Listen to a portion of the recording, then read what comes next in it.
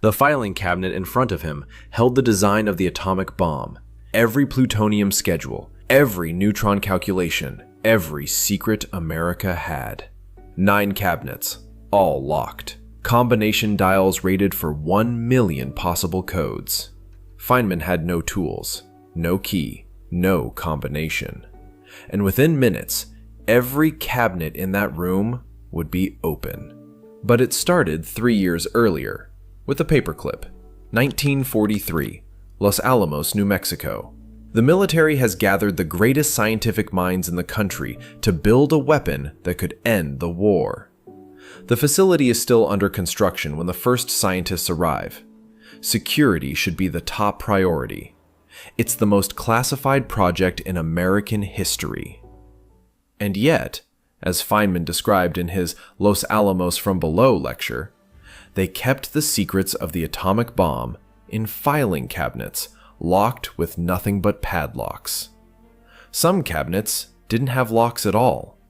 The design of the most destructive weapon ever built, stored behind a lock you could buy at a hardware store for a few cents. Feynman noticed this on his first week. There wasn't much entertainment in the New Mexico desert. The scientists worked brutal hours on the bomb and had almost nothing to do in their downtime. For Feynman, every lock was a claim that something was secure, and claims without proof were the one thing he could never leave alone. So he taught himself to pick padlocks, a small screwdriver, a bent paperclip. That's all it took. He'd walk into a colleague's office, open their filing cabinet, take out a classified report, and hand it back to them later. Thanks for your report. That was it. No alarm, no investigation. Just a physicist proving a point that nobody wanted to hear. He told the security office. They didn't care. He showed them how easy it was. They shrugged. The attitude was, we're in the middle of the desert, behind a fence, guarded by military police. Who's going to break into a filing cabinet? Feynman's answer was simple. He just did. But security eventually caught up. After about 18 months, the military ordered an upgrade. Out went the padlocks. In came Mosler combination filing cabinets.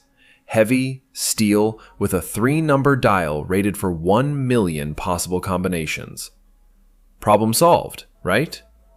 The officers relaxed. 1 million combinations.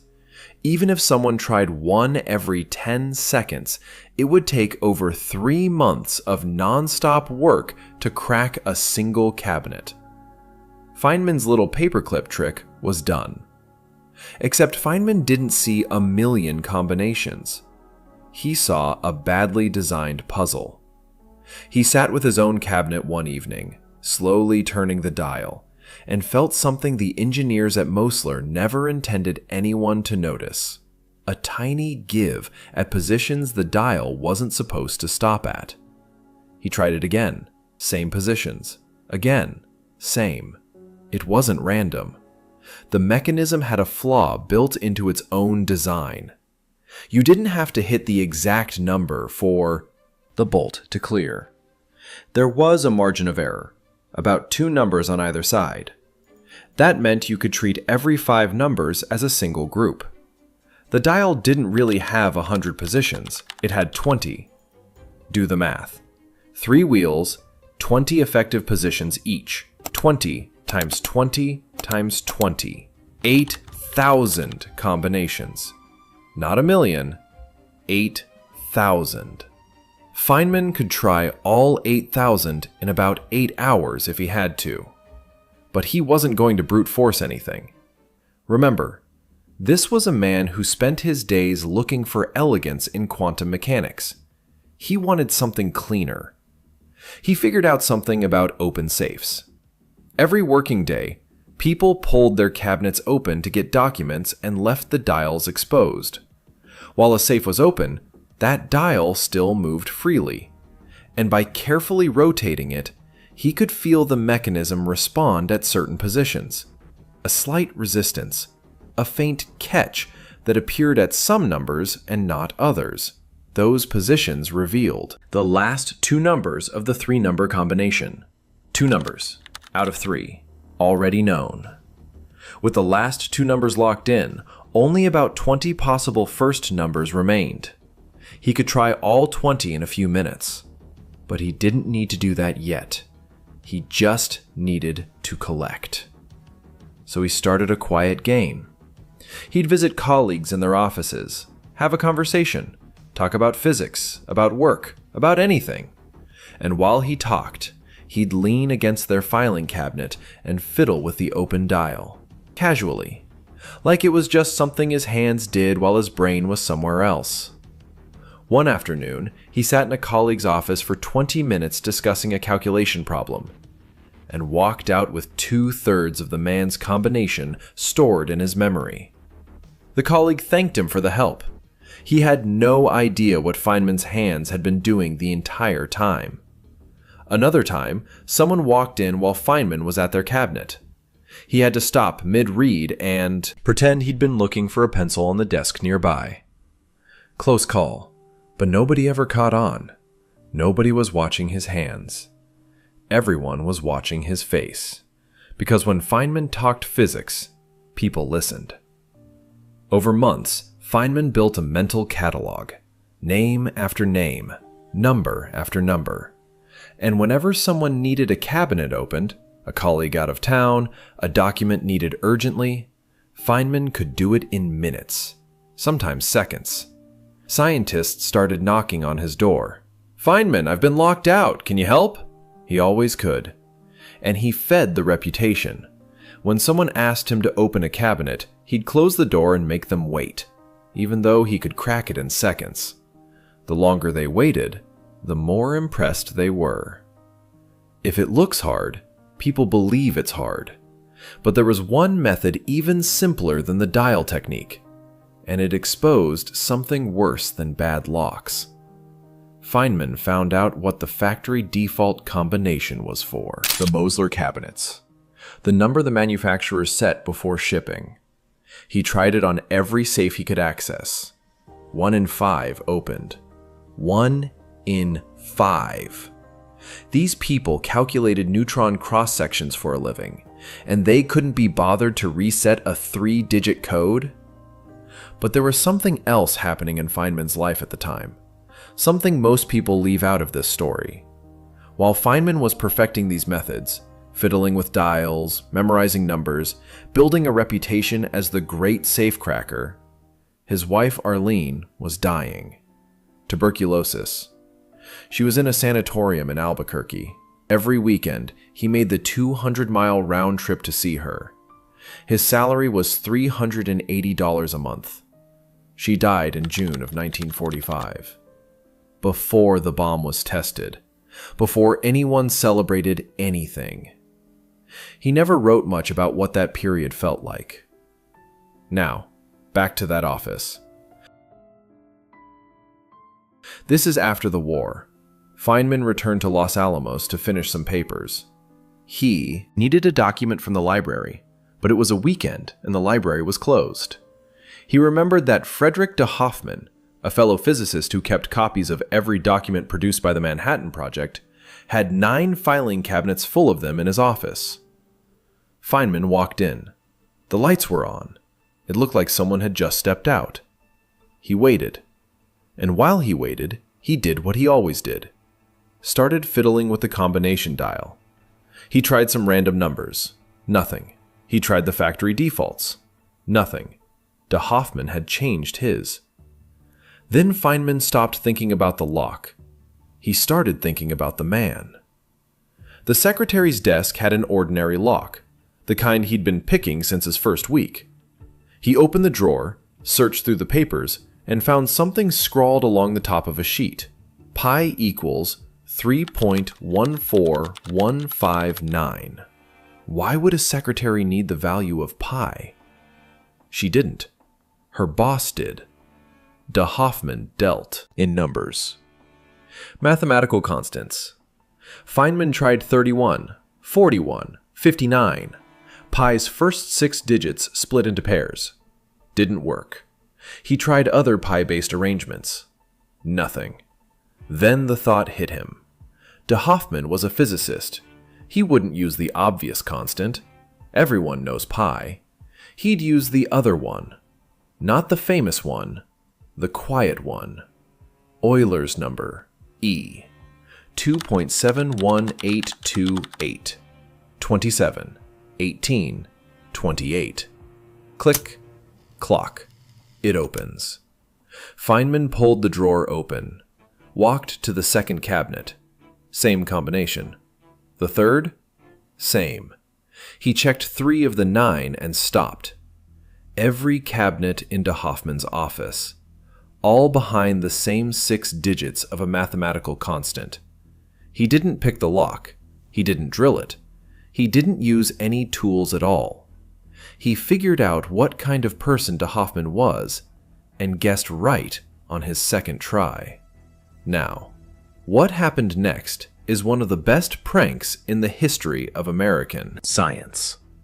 Feynman grabbed a red grease pencil and a piece of yellow paper. He took the document he needed. Then he wrote a note and left it in one cabinet.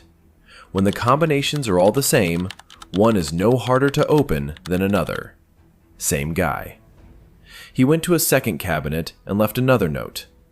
This one was no harder to open than the other one. Wise guy. In a third, he left the only one with his name. I borrowed document number LA4312. Feynman, the safecracker. Then he closed every cabinet and walked away. When de Hoffmann came back and opened his first cabinet, he found the note. Same guy. He didn't find it funny. He panicked. His first thought wasn't, Feynman is messing with me. His first thought was, a foreign agent just accessed everything. He found the second note. Wise guy. Fear rising. In his mind, same guy and wise guy didn't mean prankster. It meant the same person who'd been rumored to be trying to break into Building Omega at night. The paranoia of the era was thick enough to breathe. This felt real. And the paranoia wasn't imaginary. The man who actually stole America's nuclear secrets, a theoretical physicist named Klaus Fuchs, had worked in the same building, in the same division. When British intelligence caught Fuchs in 1950, investigators asked him, who at Los Alamos was most likely to have been feeding information to Moscow? He reportedly named Feynman. The actual spy pointed at the man who'd spent 2 years proving the locks meant nothing. Feynman was nearby, watching. He saw de Hoffmann's hands shaking as he searched through the files. He realized, slowly, then all at once, that this wasn't funny anymore. De Hoffmann was genuinely terrified. A man who'd spent the war surrounded by secrets now believed those secrets had been stolen.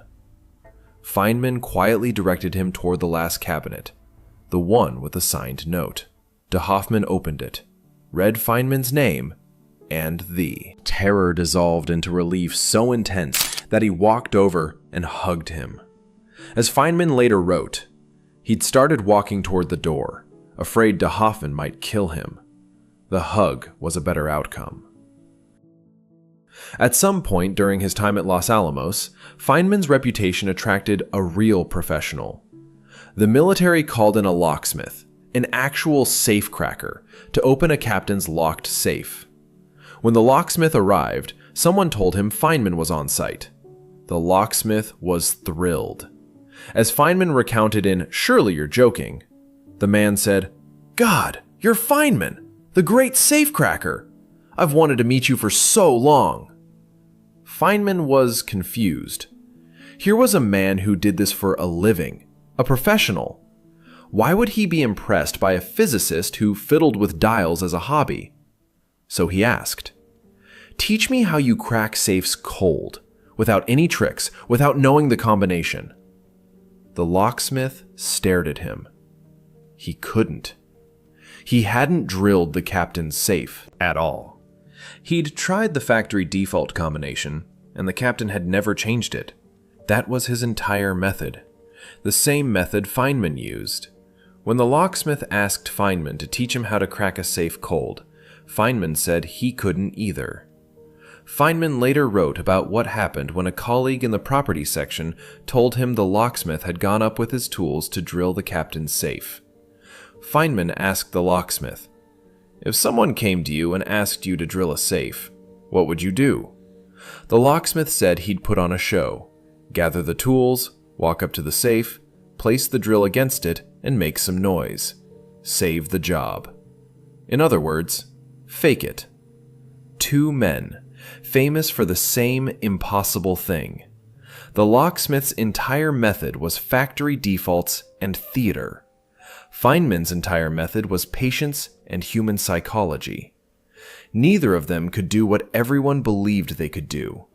They'd both built legends on the same foundation, not on beating the lock, but on reading the person behind it. The locksmith read the room. Feynman read the combination setter. And the gap between what people assumed and what was actually true, that gap was where both reputations lived. On paper, that Mosler lock had 1,000,000 combinations.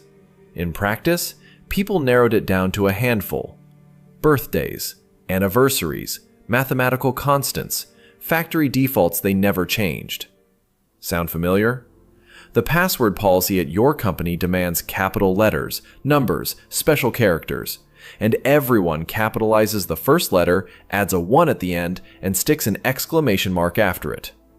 Same pattern, 70 years later. As Feynman put it in Surely You're Joking, he'd opened the safes containing all the secrets to the atomic bomb, the schedules for the production of the plutonium, the purification procedures, how much material is needed, how the bomb works, how the neutrons are generated, what the design is, the whole schmear. Not with a drill, not with a computer, not with force. With one question: who set this combination? And what kind of number would that person choose? That question didn't retire when Feynman left Los Alamos. He spent his whole life finding the gap between what people assumed was secure and what actually was. And the safes were just the beginning.